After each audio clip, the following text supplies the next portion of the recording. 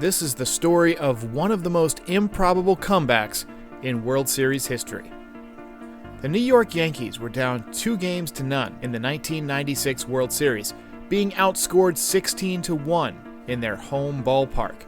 They were facing the defending world champion Atlanta Braves, and were scheduled to face the three-headed first-ballot Hall of Fame trio of Greg Maddux, John Smoltz, and Tom Glavine in 4 of the next 5 games.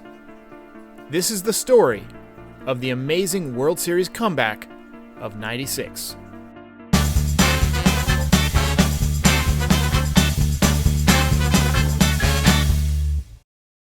The story of the triumph of 1996 actually begins with the disappointment of 1995, a year in which the Yankees made their first postseason appearance in 17 years. He's going to try to score. Here's the division championship. Mariners win it. The Yankees came into 1996 with a new manager, Joe Torre, who held the dubious record of most games played and managed without ever appearing in a World Series. The Yankees had a new first baseman, Tino Martinez, a new second baseman, Mariano Duncan, and a rookie shortstop, Derek Jeter, each of whom had great seasons. Pitchers Andy Pettitte and Mariano Rivera were entering their sophomore seasons, and expectations were high. Mid-season acquisition Cecil Fielder and Darryl Strawberry added some much-needed power, and the Yankees took their first division title since 1981. After taking the best that the Texas Rangers had to offer in the ALDS and emerging victorious in 4 games on the strength of Bernie Williams' heroics, hit to right center field, back it goes, back, gone! Oh, there it goes to left field, back, gone! The Yankees won the 1996 pennant over the wild-card Baltimore Orioles, with Bernie Williams leading the way once again. And here's a drive to left.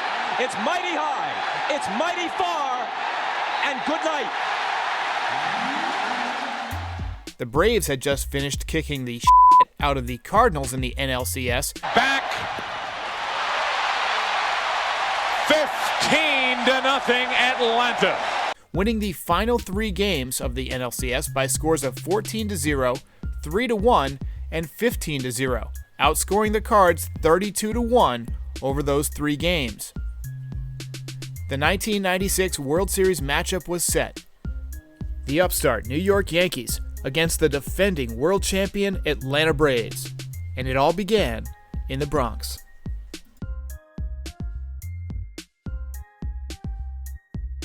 Joe Torre finally got to manage a World Series game, though he did so with a heavy heart, as his brother Frank awaited a heart transplant. Game 1 was all Braves, as they teed off on 21-game winner Andy Pettitte, and Andrew Jones became the youngest man to homer in a World Series since the Mick. Eventual Cy Young Award winner John Smoltz was terrific in Game 1, and the Braves defeated the Yankees 12-1 to take a 1-0 lead in the series. Into left field, well hit, Strawberry back at the wall, another home run for Andrew Jones.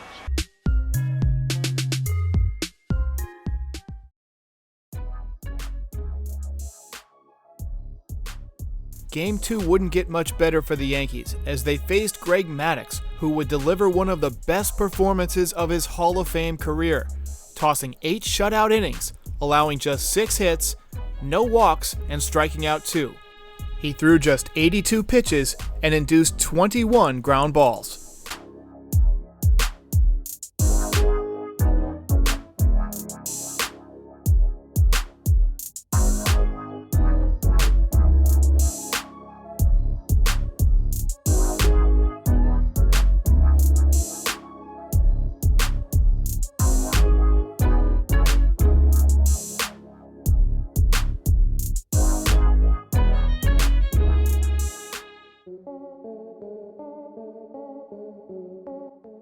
David Cone had been acquired by the New York Yankees for the 1995 pennant race, and was quite good, despite getting absolutely tuned up by Ken Griffey Jr. in the division series. He ultimately re-signed with the Yankees in the offseason, and got off to a pretty good start before missing 4 months with aneurysm surgery. Joe Girardi handed him the ball in Game 3, knowing that to this point no team had ever fallen behind 0-3 in a best-of-7 series and won.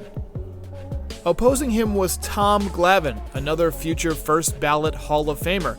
Glavine, though, was hittable in this game, and the Yankees got to him early. In to score is Williams, and it's 2-0 Yankees. Inning over. To the left side, great play by Chipper Jones. Cone had a bit of trouble in the bottom of the 6th inning, but after a frank discussion, Joe Torre opted to leave him in the game, and despite walking in a run, he did get out of the inning. Later on, Bernie Williams would homer to give the Yankees their first win of the series. To the right side, Soho. Game 3 belongs to New York.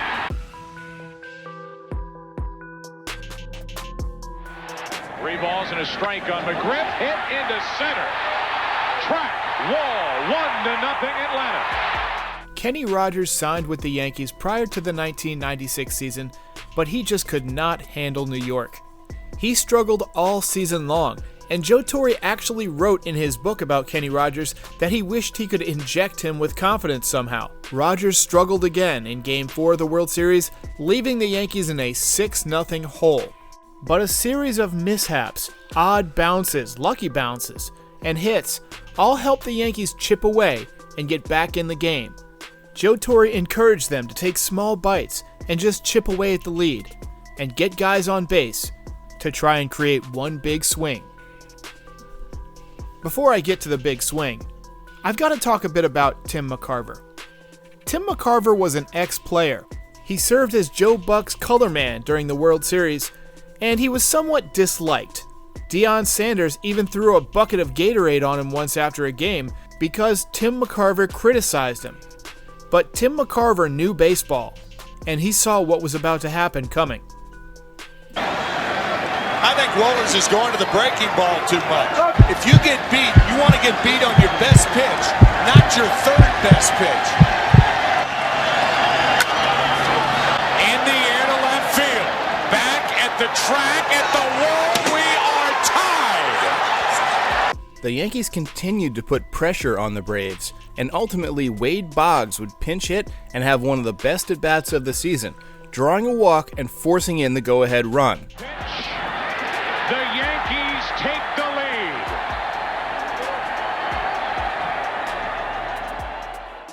Yankees closer John Wetland came in to shut it down for the second straight night, and the Yankees had evened the series.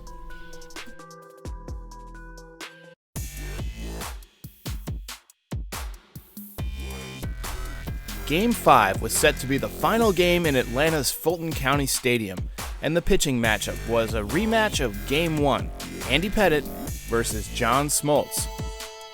This game would go down as one of the most high-pressure and best pitching duels in World Series history.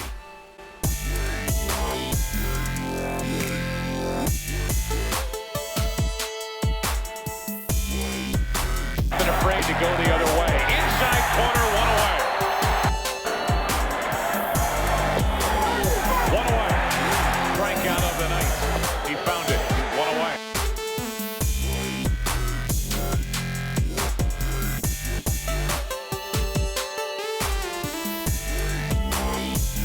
And put Atlanta on top. 1-2 pitch. Strike 3 called. In the top of the 4th, Marquise Grissom would misplay a ball in center field, allowing Charlie Hayes to reach second base. Cecil Fielder would knock him in, allowing the Yankees to break through first. Down the left field line, it's fair. Up against the wall, in to score is Hayes. Down to second is Fielder. He's in with a double.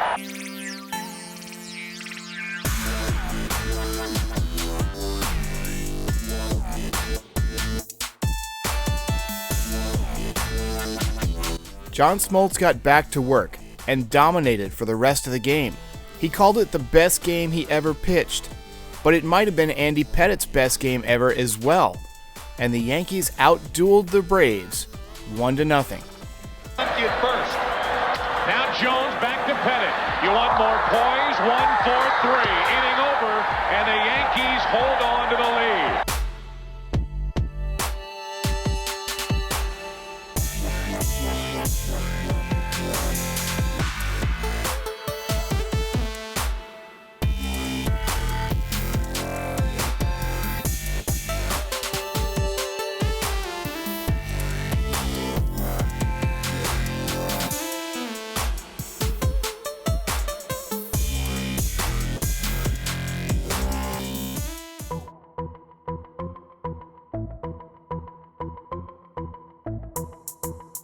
Prior to Game 6, Joe Torre's brother Frank finally received his heart transplant.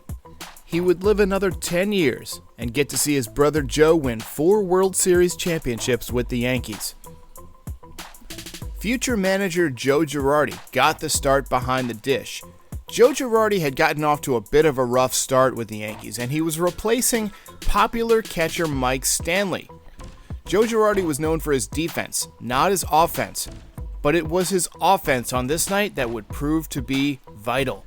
Future Hall of Famer and former Girardi battery mate Greg Maddux was on the mound for the Braves in Game 6. Early on it was more of the same, but after a double by Paul O'Neill, Joe Girardi produced one of the most memorable moments in Yankees history. That will put the Yankees on top and over the head of Grissom. O'Neill scores. Girardi is chugging for 3. It's an RBI triple and the Yankees lead by 1. A lot is made of the fact that the Braves had 3 first-ballot Hall of Famers on their roster, but the Yankees had a couple of first-ballot Hall of Famers themselves, Mariano Rivera and Derek Jeter. Derek Jeter put the Yankees up 2-0 with a base hit to left center, and then scored on a Bernie Williams single to give the Yankees a 3-0 lead. Here comes Jeter. The Braves would get a run in the 4th, but then had the difficult task of facing Mariano Rivera, followed by eventual World Series MVP, John Wetland. If the Yankees could hold the lead, they would have done the impossible. They would have beaten Tom Glavine, John Smoltz, and Greg Maddux all in the same series. Another chance to the left side. Hayes waits. The Yankees are champions of baseball.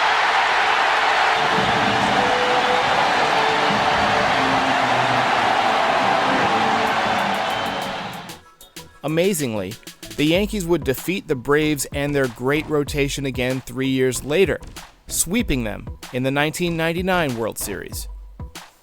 If you made it this far, please like and subscribe, and I'll see you next time.